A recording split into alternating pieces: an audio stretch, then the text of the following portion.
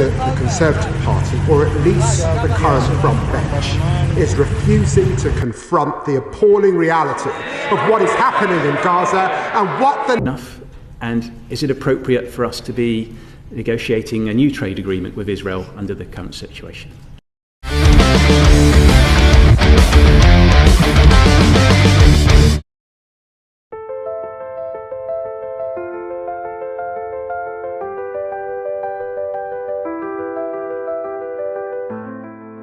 Langkah mengejutkan Israel yang menyatakan niat untuk menyerahkan kendali jalur Gaza kepada negara-negara Arab setelah perang usai. Pernyataan ini menimbulkan pertanyaan besar, mengingat selama ini Israel terus mengepung Gaza dan memerangi Hamas secara brutal.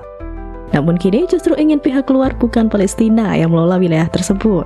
Pejabat tinggi Israel mengakui bahwa Israel mungkin akan tetap berada di Gaza untuk sementara waktu.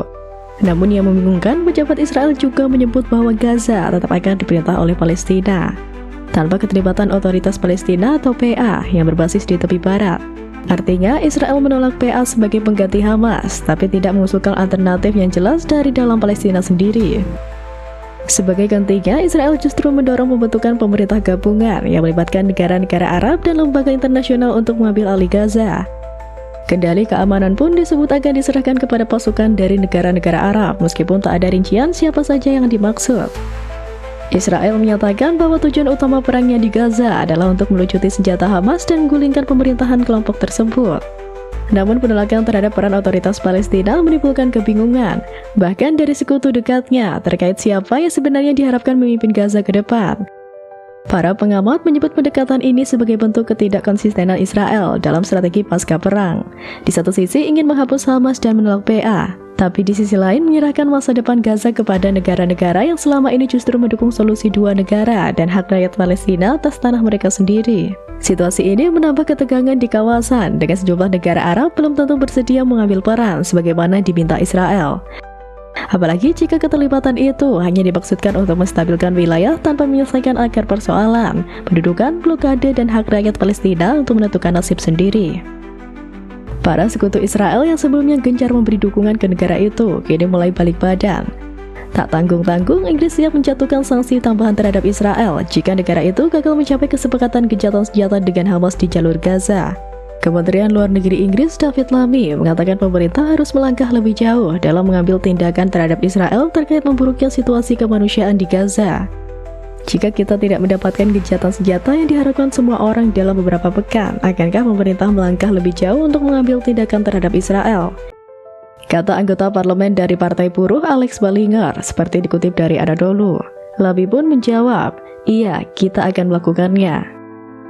Bulan lalu, 5 negara, yakni Inggris, Australia, Kanada, Selandia Baru, dan Norwegia, menjatuhkan sanksi terkoordinasi terhadap 2 menteri radikal sayap kanan Israel, Itamar Ben-Gvir dan Bezalel Smotrich. Pemerintah Inggris menyebut keduanya melakukan pelanggaran hak asasi manusia berat di Gaza. Sanksi tersebut menyakup larangan masuk ke 5 negara tersebut serta pembukaan aset.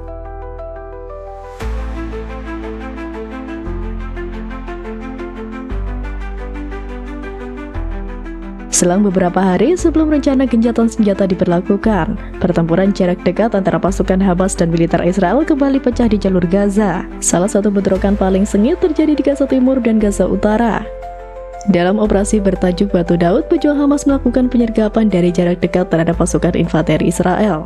Aksi gerilya ini menewaskan sedikitnya 5 tentara Israel dan melukai 14 lainnya, 2 diantaranya dalam kondisi kritis.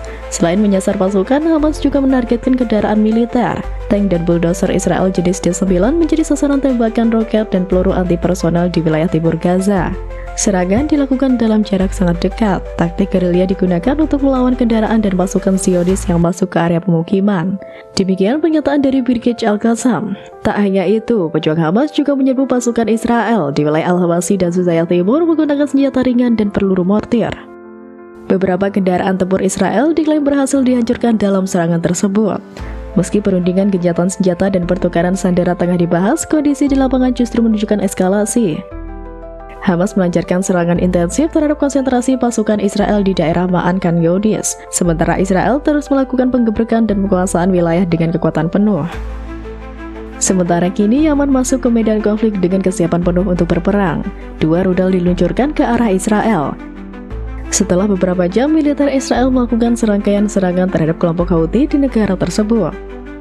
Setelah sirine berbunyi beberapa saat yang lalu, di beberapa wilayah di Israel, 2 rudal diluncurkan dari Yaman, kata militer di Instagram dikutip dari AFP. Houthi Yaman telah meluncurkan rudal dan pesawat nirawak ke Israel sejak Perang Gaza pecah pada Oktober 2023 setelah kelompok Palestina Hamas menyerang Israel. Kelompok Houthi yang mengatakan bahwa mereka bertindak sebagai bentuk solidaritas dengan Palestina memperbarui serangan mereka pada bulan Maret setelah Israel melanjutkan kampanye militernya di Gaza pada akhir gencatan senjata selama 2 bulan di wilayah Palestina. Mereka juga telah menyerang kapal-kapal pengiriman yang mereka anggap terkait dengan Israel di Laut Merah dan Teluk Aden sejak November 2023. Mereka memperluas kampanye dengan menargetkan kapal-kapal yang terkait dengan Amerika Serikat dan Inggris setelah kedua negara tersebut memulai serangan militer yang ditujukan untuk mengamankan jalur air tersebut pada bulan Januari 2024. Pada bulan Mei, sebenarnya kelompok Houthi memperkuat gencatan senjata dengan Amerika Serikat. Ini mengakhiri serangan paman Sam yang intens selama berminggu-minggu terhadapnya, meski tetap bersumpah untuk terus menargetkan kapal-kapal Israel.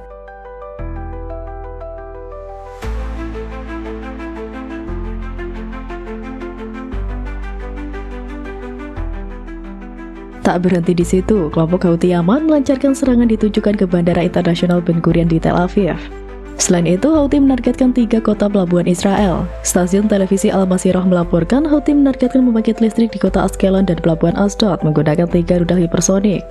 Sementara 8 pesawat drone diluncurkan ke pelabuhan Eilat. Semua target terkena serangan. Serangan itu sebagai pembalasan atas gempuran Israel di Yaman Barat, termasuk pelabuhan Al-Hodeidah. Israel melancarkan operasi bendera hitam ke Yaman pada Minggu malam dengan menargetkan lebih dari 10 target, termasuk sebuah pembangkit listrik. Operasi itu digelar sebagai respon atas serangkaian serangan Houthi pada hari sebelumnya. Menteri Pertahanan Israel, Israel Katz, mengatakan operasi bendera hitam digelar dengan rudal Houthi menyerang Bandara Ben Gurion, Tel Aviv. Militer Israel juga menyerang kapal kargo berbendera Liberia, Galaxy Leader yang disita Houthi. Katz mengulangi ancamannya terhadap Houthi dengan menjadikan Yaman sebagai Iran, merujuk kepada perang 12 hari pada bulan lalu. Juru bicara militer Houthi, Yahya Saree, mengatakan pihaknya berhasil mencegat sebagian besar serangan Israel.